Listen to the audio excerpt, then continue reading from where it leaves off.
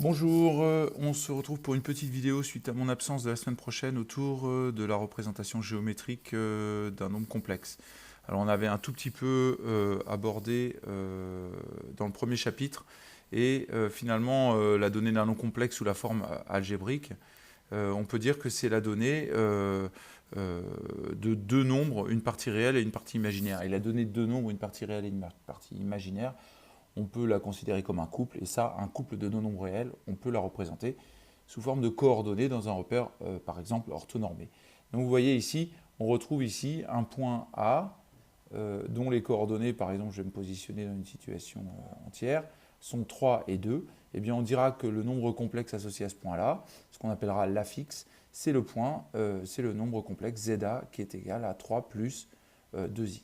Voilà, donc de cette manière, pour n'importe quel point du plan, on peut associer des coordonnées, donc un nombre complexe associé. Et puis dans l'autre sens, réciproquement, si j'ai un nombre quelconque complexe donné, eh bien je peux associer un couple partie réelle, partie imaginaire, et donc des coordonnées et un point associé. Le point A associé à l'image, à un nombre complexe, s'appellera l'image du nombre complexe. Et réciproquement, le nombre complexe associé à un point quelconque s'appellera l'affixe du point. Alors allons-y pour le cours ensemble. Voilà, d'après la définition, tout nombre complexe Z est caractérisé par deux nombres réels A et B, je viens d'en parler. À tout nombre complexe Z égale à plus IB, on peut associer un unique nombre couple A de coordonnées AB, unique. Donc un point unique du plan, le point M de coordonnées AB. Voilà, comme on ne dispose pas d'opération sur les points du plan, il est aussi pratique d'associer Z à un vecteur OM ou un vecteur quelconque en général. On dit alors que M est le point image de Z et que Z est l'affixe du point M. On dit aussi que le vecteur OM est le vecteur image de Z et que Z est l'affixe du vecteur OM. Donc, quand on parle du nombre complexe, on parle de l'affixe, quand on parlera des coordonnées, et quand on parle du point, c'est l'image du nombre complexe, dans l'autre sens. Alors, on continue. Qu'est-ce qu'on peut dire encore là-dessus? L'origine, bien, on peut définir le plan complexe. L'origine O du repère a pour affixe 0 ici, puisque j'ai le point O a pour coordonnée 0, 0, donc ça fait 0 plus 0i. Ici, on va pouvoir l'écrire. Attendez, je vais aller me mettre dans la bonne page pour pouvoir écrire. Voilà, on peut dire que le point O a pour coordonnée, a pour affixe, hop là, c'est le rodage, hein, le lancement. On peut dire que le point O a pour affixe 0 plus 0i. Voilà le nombre complexe 0 plus 0i, c'est-à-dire le nombre complexe 0. Le point M a pour coordonnée 1, 3. Donc c'est le point image du nombre complexe z égale 1 plus 3i. Alors on peut le voir bouger ici. Je vous ai fait une petite animation. Ici, vous voyez, vous avez le point A, l'affixe, et puis si vous bougez le point A, eh bien, on a les coordonnées qui vont bouger en temps réel. Alors ici, on est à 5 plus 3i. Ici, on va être à moins 4 plus 2i. Ici, attention, on est à juste nombre imaginaire pur, on est juste à 0 plus 2i, donc 2i. Ici, on sera à moins 3i. Ici, on sera simplement moins 3, nombre réel. Ici, nombre réel aussi, positif 7. Voilà, on parlera tout à l'heure, plus tard, du module. Revenons à nos moutons. Alors, on peut matérialiser de la même façon, puisqu'ici, on peut dire que j'ai le nombre, j'ai la partie réelle du nombre complexe, donc c'est A ici, et puis ici c'est B, donc ici j'ai Z qui a pour coordonnées, qui a pour affixe A plus IB. Du coup, vous savez que le conjugué c'est A moins IB, vous le retrouvez ici, A pour abscisse et moins B pour ordonnée, donc on peut dire que Z bar est égal à A moins IB. Donc en fin de compte, la symétrie du point M par rapport à l'axe réel, on peut dire que c'est le point M1 qui a pour affixe le nombre complexe Z bar. De la même façon, si ici je suis à moins A et moins B ici, eh bien vous serez à moins A moins IB, donc moins Z égale à moins A moins IB, c'est donc l'opposé de Z. Donc le symétrique par rapport au centre du point M, c'est le nombre M2 qui a pour affixe l'opposé de Z. Et puis ici, on peut jouer comme ça en faisant moins Z bar, on obtient bien moins Z bar qui est égal à moins A moins IB, c'est-à-dire moins A plus IB. Donc, vous voyez, on peut jouer comme ça en travaillant sur les symétriques ou bien les symétries axiales par rapport à l'axe des ordonnées ou par rapport à l'axe des abscisses. Continuons. Alors, les vecteurs, maintenant, on a des propriétés sur les vecteurs. W et W' d'affixe, des vecteurs d'affixe respectifs ZW et ZW', eh bien, on a W plus W' qui a pour affixe ZW plus ZW'. On prend un petit essai. Si je prends un premier vecteur, imaginons celui-là, donc W, plus, imaginons W', c'est marrant, j'ai pas la reconnaissance, je vais refaire ça plus proprement. Hop, j'ai oublié d'appuyer sur le petit bouton. Imaginons W plus W'. Donc voilà, on peut dire que W, il a pour affixe 2 plus 2i. Horizontalement, j'avance de 2, je monte de 2, donc 2 plus 2i. Voilà. W', lui, il a pour affixe 2 moins 1i. Donc 2 moins i. Et si on regarde W plus W', en fait, c'est le même principe que pour les coordonnées, sauf qu'on fait toujours en même temps. Eh bien, a pour affixe, si je change de couleur ici, tac, je vais arriver ici. Voilà. Et donc, j'arriverai à l'affixe 1, 2, 3, 4 plus 1i. Donc, 4 plus i. Donc, W', 4 plus i. Et en fait, on remarque que c'est la somme des affixes des deux. Donc, si je fais, hop là, si je fais 2 plus 2i plus 2 moins i, j'obtiens 2 et 2, 4, 4, 2i moins i plus i. Et on retrouve bien 4 plus i. Donc c'est très pratique parce que avec les coordonnées, on est obligé de faire d'abord tout avec les x, puis d'abord avec les abscisses, puis avec les ordonnées. Là, en un même calcul, on obtient toutes les informations. Alors on a la même chose avec les vecteurs à partir de 2 points. Imaginons j'ai le point A ici et le point B ici. Eh bien le vecteur AB, je peux dire que le vecteur AB, eh bien, il va être lié aux coordonnées des points A et des points B, enfin plutôt les coordonnées du vecteur AB est lié aux coordonnées des points A et des points B. Vous connaissez les formules, hein, xb moins xa, yb moins yk. Mais en réalité, si je regarde le point, hop là, le point A, il a pour affixe, donc là, 1 plus 2i, 1 plus 2i. Le point B, il a pour affixe, donc 1, 2, 3, 4 plus 1, 2, 3i. 4 plus 3i. Et donc, si je fais zb moins za, j'obtiens donc 4 plus 3i moins 1 plus 2i, c'est-à-dire 4 moins, on retrouve ici le xb moins xa, 4 moins 1, donc 3, plus 3i moins 2i, plus i. Alors on vérifie. Pour faire le vecteur AB, je fais 3 plus 1i. Donc je vais mettre en couleur, hop. On arrive à bien les coordonnées au nombre complexe 3 plus i. 3 en réel et i en imaginaire. Donc on retrouve cette formule-là pour les coordonnées, la fixe d'un vecteur. Alors je ne vous la refais pas avec les coordonnées, en fait vous imaginez bien, si je fais za plus zb sur 3, sur 2, eh bien ça reviendrait à faire, si je vais vous la refaire quand même, là, on peut l'écrire à la démonstration, z, hop là, zi,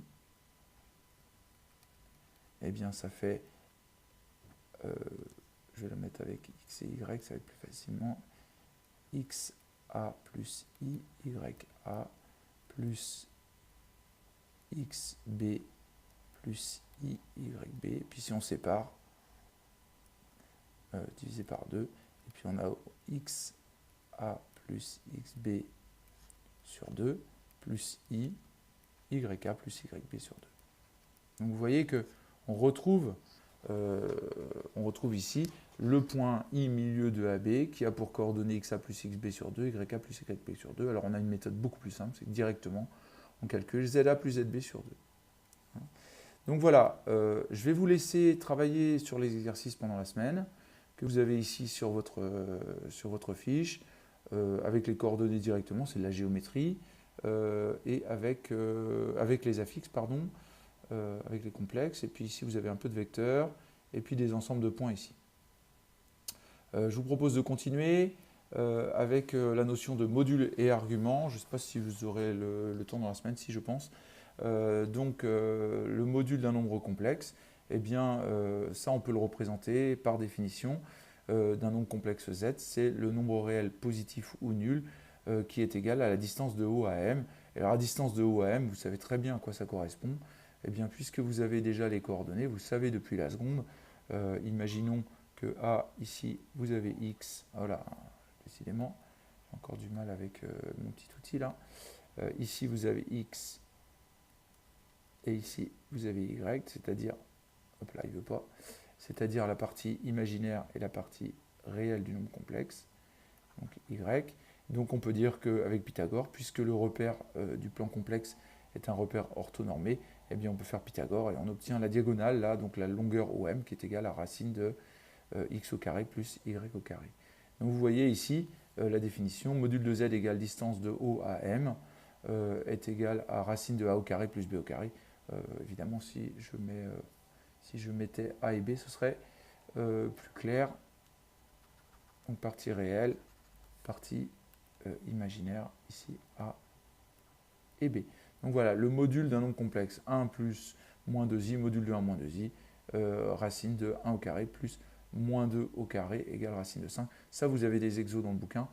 Attention, de manière générale, l'erreur classique, c'est de mettre le i dans la formule. C'est bien la partie réelle au carré plus la partie imaginaire. Et la partie imaginaire d'un nombre complexe, c'est un nombre réel, justement. Voilà. Alors ça, je vous laisserai le travailler. Et puis de la même façon, eh bien, on peut définir la notion d'argument. Et l'argument d'un nombre complexe, on appelle argument d'un nombre complexe z non nul, toute mesure de l'angle entre u et le vecteur OM. Donc l'argument, c'est l'angle qui sera ici, voilà, entre le vecteur u, qui correspond au vecteur du repère du plan complexe, et le vecteur OM. Alors je vous propose qu'on s'entraîne un tout petit peu pour s'entraîner sur les arguments. Par exemple ici, là je suis à peu près, si je suis sur la diagonale, argument pi sur 4 et module 4,24 à peu près. Je vous donne la valeur calculée par GeoGebra. Si je suis ici, l'argument vaut 0, le module 5. Si je suis ici, l'argument vaut pi sur 2 et le module 4. Vous voyez, il faut s'entraîner avec GeoGebra, vous vous placez. Ici, je suis à un module 2 par rapport au vecteur U. D'ailleurs, j'aurais pu le placer, le vecteur U ici. Vous avez le vecteur ici, donc de U jusqu'à OA, vous êtes à un angle de pi. Donc le module, un argument c'est pi, le module ici c'est 4. Un argument c'est pi, le module c'est 2. Un argument c'est 0, le module c'est 5. Un argument c'est moins pi sur 2, le module c'est 2. Un argument ici c'est 3 pi sur 4, toujours 1, 2, 3 pi sur 4. Le module c'est 4,24. En réalité, ça fera 3 racines de 2. Donc voilà, je vous encourage vraiment à vous entraîner, à placer plein de points et s'imaginer, dans les cas simples, j'allais dire, les diagonales et les axes, vous devez être capable très rapidement, par lecture graphique, de repérer le module et l'argument. Ok, on revient à la fiche. Alors donc, attention, eh bien, on note l'argument de z égale à θ plus 2 capi. En effet, eh bien, il existe plusieurs arguments possibles. Vous imaginez bien que vous pouvez avoir ici, prenons l'exemple ici, vous avez soit pi sur 2, soit vous avez 1, 2, 3, 4, 5 pi sur 2. Ou alors moins 1, moins 2, moins 3 pi sur 2. Donc pour chaque nombre complexe, il existe plusieurs arguments. En général, un argument, ça nous suffira bien et il suffira d'en donner un pour obtenir la bonne réponse. Voilà. Alors, exemple, si on prend z égale à 1 plus i, donc le point M a pour coordonnée d'affixe Z a pour coordonnée 1, 1. Il est donc situé sur la droite d'équation Y égale X. Et on en déduit que l'argument de 1 plus I est égal à pi sur 4.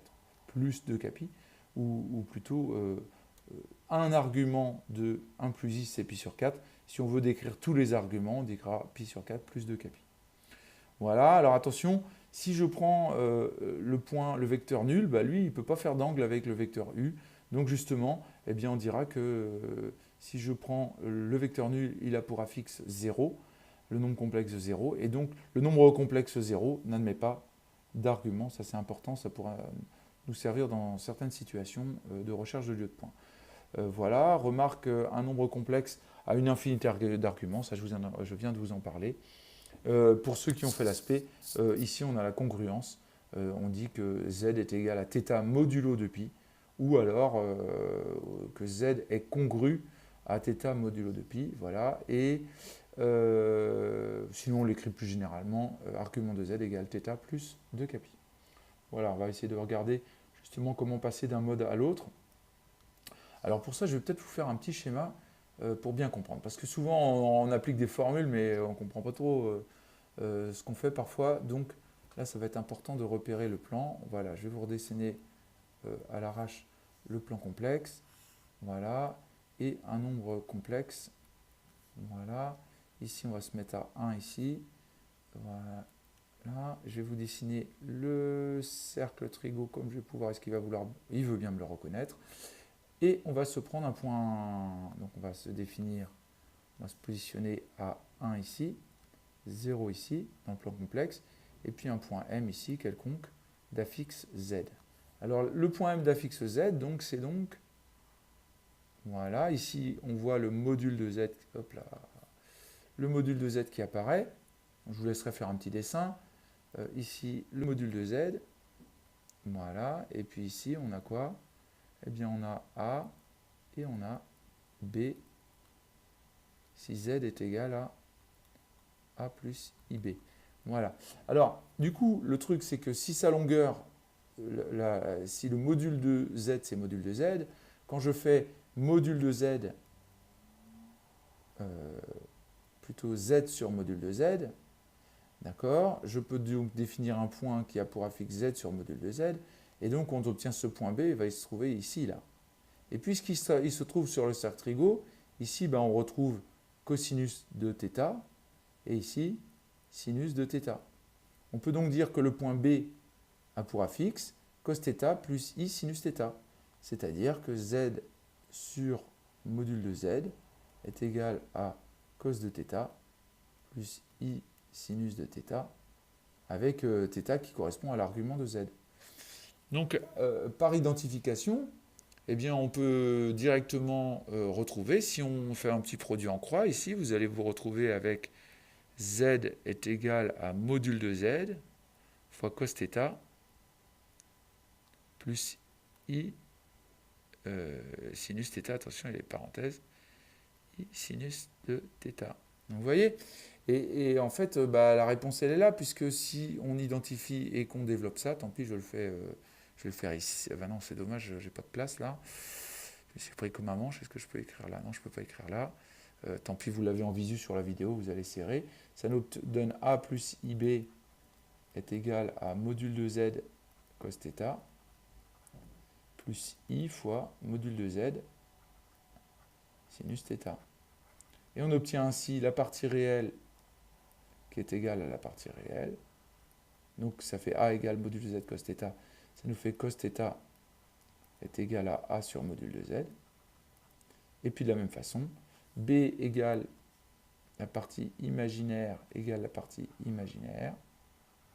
On obtient B, plutôt sinus θ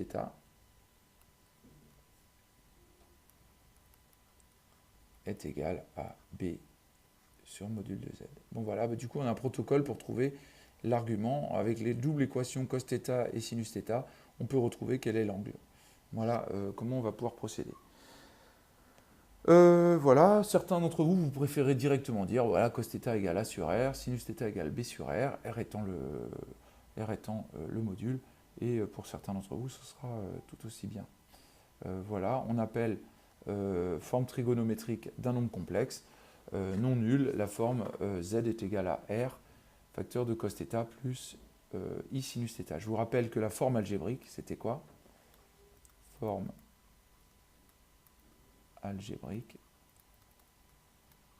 eh bien c'est z est égal à a plus ib. La forme trigonométrique, c'est z est égal à r fois cos θ plus i sinus θ. On va peut-être partir sur des exemples. Alors, je vous propose de la forme trigonométrique à la forme algébrique. Ça, c'est très simple. On écrit, si je vous donne la forme trigonométrique, c'est-à-dire le module ici et l'argument ici, mais on n'a plus qu'à calculer les sinus et le cosinus, et remplacer et calculer. Voilà. Alors, deuxième exemple, si on imagine le nombre complexe z est égal à donc module racine de 6,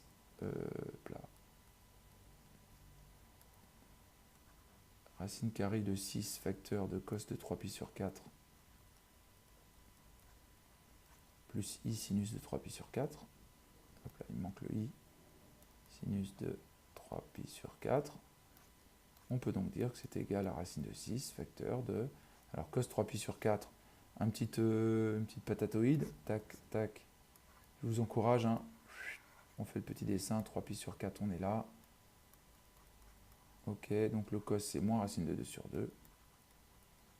Ok, plus i sinus c'est plus racine de 2 sur 2. Voilà, et on remplace.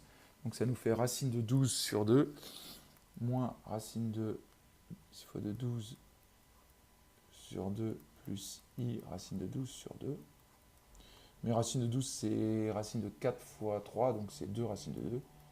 Donc ça fait moins 2 racines de 3. Donc ça fait moins racine de 3 plus i racine de 3. Voilà, on a obtenu la forme algébrique de ce nombre complexe. On avait la forme trigonométrique, on a obtenu la forme algébrique. Ça, c'est du développement finalement, tout comment. Voilà, on va passer à la deuxième situation. Je vous laisserai faire pause hein, si vous avez besoin de plus de temps. Je vous encourage à reculer, retester retester l'exemple sans la vidéo pour y aller. Alors, deuxième situation maintenant, dans l'autre sens. Puis on va s'arrêter là après pour la vidéo. Si j'imagine z sous forme algébrique est égal à moins 1 moins i racine de 3, la première étape c'est de calculer le module. Le module de z est égal à racine carrée de moins 1 au carré plus moins racine de 3 au carré. Attention, bon, grosso modo, les moins ils sautent tout le temps. Quoi. Voilà, ça nous fait 1 plus 3, ça fait racine de 4, c'est-à-dire 2. Ok, à côté de ça, il nous faut le a, c'est moins 1. Le b, c'est moins racine de 3. Du coup, on obtient le système. Cos θ est égal à moins 1 sur 2. Sinus θ est égal à moins racine de 3 sur 2. Comment ça sent bon le pi sur 6, pi sur 3 là? Alors on va se faire le cercle. Hop. Tac. Alors j'y vais un peu en mode patatoïde. Hein. Voilà, je sais que c'est du pi sur 6, pi sur 3. Je mets mes points. Tac, 2, 3, 4, 5, 6, 7. Voilà, pour ceux qui ne sont pas à l'aise, les autres vous l'avez directement. Et donc j'ai un cos qui vaut moins 1,5. Donc si j'ai un cos à moins 1,5, c'est celui-là. Voilà, moins 1,5. Et un sinus à moins racine de 3, bah, c'est celui-là. Donc j'ai cette valeur-là, là. Et cette valeur-là, c'est 1, 2, 3, 4, moins 4pi sur 6, c'est-à-dire moins 2pi sur 3. Voilà, et on peut en déduire. Alors sur la copie, vous faites le cercle, et on déduit que l'argument de z est égal à moins 2pi sur 3 plus 2 kpi. Voilà, alors il suffit d'en prendre un pour écrire la forme trigonométrique, on en déduit z est égal à le module, donc 2, facteur de cos de moins 2pi sur 3, plus i sinus de moins 2pi sur 3. Voilà, c'est pas très propre, hein, j'ai essayé de faire le plus vite possible. Je vous laisserai, bon on peut faire faire la deuxième ensemble. Je ne sais pas combien on est au niveau du temps. Je vous laisserai faire la deuxième ensemble. Bon, allez, on y va, on fait la dernière comme ça. Donc z est égal à moins 1 moins i racine de 3. Module de z est égal à racine de... Je vous laisse faire pause pour le coup. Hein. Donc moins 1 au carré. Je dis des bêtises puisque ce n'est pas le deuxième exemple, c'est le même exemple. Je suis en train de refaire le même exemple. Quelle nouille. C'est pas grave. Donc voilà pour la transformation. Donc là, vous allez avoir plein d'exos dans le bouquin et je vais vous mettre une liste pour la semaine avec des exos. Des cas particuliers, on va peut-être effacer ça. Des cas particuliers maintenant. Ok. Voilà. Alors vous pouvez continuer à faire ces exemples-là. Donc là, on est à 2 têtes. Vous arrivez normalement, si tout va bien, à racine de 2 facteur de cos de moins pi sur 4 plus i sinus de moins pi sur 4. Voilà. Ici, vous avez 2i. Si vous avez fait bon boulot, vous êtes à 2i, vous êtes sur l'axe des ordonnées en positif. Donc vous êtes à 2 facteurs de cos pi sur 2 plus i sinus de pi sur 2. Et pour moins 3, vous êtes sur l'axe des abscisses du côté négatif, donc vous avez un angle de pi. Donc vous aurez 3 facteurs de cos pi plus i sinus de pi. Ça, je vous laisse faire les exercices, vous entraîner. Voilà. Bon, ça va être tout pour cette vidéo. Là, vous avez quelques petites applications. Et puis, on verra la semaine d'après les propriétés autour du module. Module et de l'argument. Voilà, on s'arrête pour cette première vidéo. Je vous remercie de votre attention. C'est fait un peu à l'arrache, mais le but du jeu, c'est que vous soyez autonome pour la semaine pour avancer. Voilà, je vous remercie de votre attention. À plus.